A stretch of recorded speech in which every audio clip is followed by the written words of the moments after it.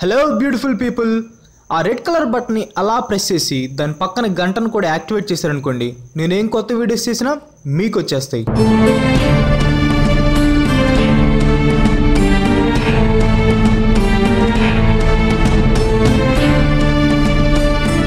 Hi friends, how are you?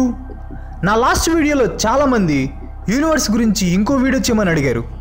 అందుకే మీ అందరి కోసం మన యూనివర్స్ గురించి ఇంకో 10 ఇంట్రెస్టింగ్ ఫ్యాక్ట్స్తో మీ ముందుకు వచ్చేసాను. ఈ వీడియో లాస్ట్ వీడియో కంటే చాలా ఇంట్రెస్టింగ్గా ఉంటుంది. ఇంకెందుకు ఆలస్యం, let us start our countdown. Hello friends, this is Kranthi, welcome to my channel. Saturn ప్లానెట్ని కనుక మనం ఒక వాటర్ బౌల్లో పెట్టగలిగితే అది బుడగలాగా తేలుతుంది. దానికి కారణం దాని డెన్సిటీ. దాని డెన్సిటీ చాలా తక్కువ ఉంటుంది. ఎంతంటే 0.687 గ్రామ్స్ పర్ క్యూబిక్ సెంటీమీటర్. ఇది వాటర్ డెన్సిటీ కంటే తక్కువ. Water density 0.998 grams per cubic centimetre. కానీ ఈ అద్భుతం మనం చూడాలంటే మనకి 1,20,000 కిలోమీటర్ డయామీటర్ కలిగిన వాటర్ బౌల్ కావాలి. సైంటిస్టుల ప్రకారం ప్రతి సంవత్సరం చంద్రుడు భూమికి 3.8 సెంటీమీటర్స్ దూరంగా వెళ్తున్నాడు.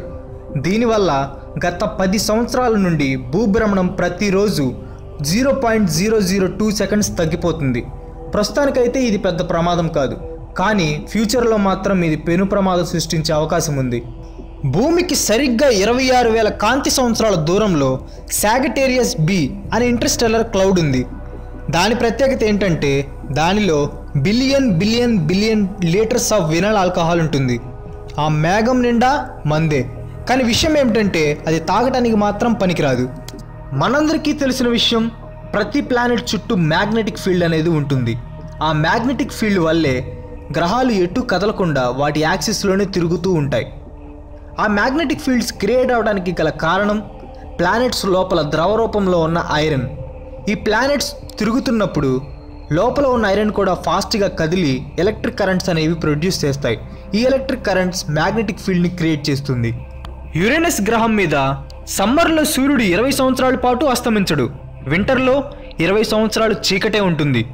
శరదృతువు కాలంలో సూర్యుడు ప్రతి 9 గంటలకు ఉదయిస్తూ అస్తమిస్తూ ఉంటాడు. మనకు తెలిసి అతి ఖరీదైన డైమండ్ కోహినూర్. దీని క్యారెట్ వాల్యూ 793 క్యారెట్స్. అది ఫస్ట్లో కనుక్కున్నప్పుడు.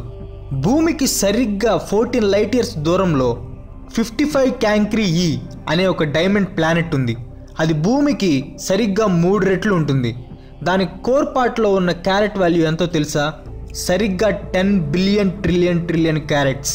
భూమికి 33 కాంతి సంవత్సరాల దూరంలో ఎక్సో ప్లానెట్ అనే గ్రహం ఉంది. అది ఎప్పుడూ మండుతూనే ఉంటుంది, అది కూడా మంచులో. ఇప్పటి వరకు మనకు తెలిసిన సోలార్ సిస్టమ్ కానీ, గెలాక్సీస్ కానీ, మిల్కీవేస్ కానీ ఏదైనా ఈ యూనివర్స్లో మనకు తెలిసింది 5% మాత్రమే.